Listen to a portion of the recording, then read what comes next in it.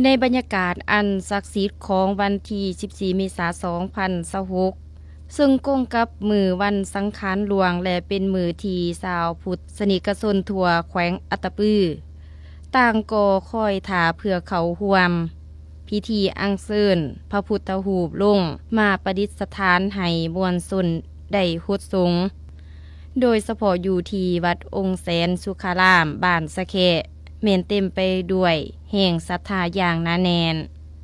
นางโยยประชาชนบ้านหวยกองเมืองปากซองแขวงจำปาสัก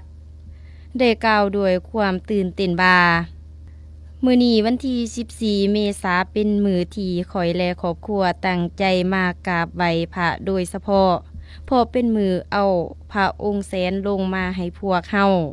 ได้ฮดสงนำอบน้ำหอม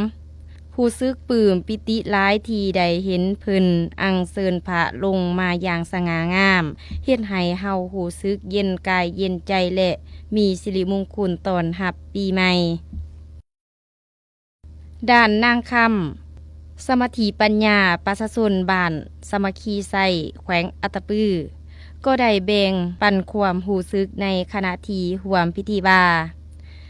ตั้งแต่เช้ามือวันที่14นี้เห็นพ่อแม่ประชาชนเกี่ยมนำอบนำหอมถ่าร่วมพิธีอย่างคึกคืน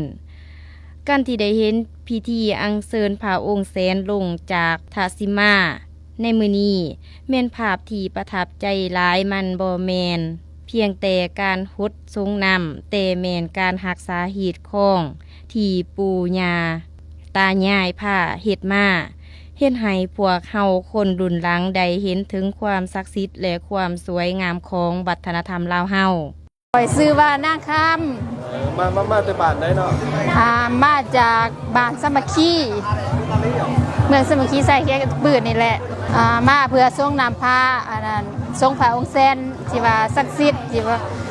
มาขอบุญขอคุณให้มีโศกมีลาภในปีใหม่อยู่เย็นเป็นสุขแล้วก็มาพบปะญาติพี่น้องต่างถิ่นต่างท่านที่ว่า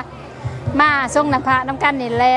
ผู้คนก็มีหลายจากต่างถิ่นต่างแกงบ่เคยเห็นก็ได้มาเห็นกันเนาะลูกหลานญาติพี่น้องชาวพุทธศาสนาที่ว่าเป็นคนลาว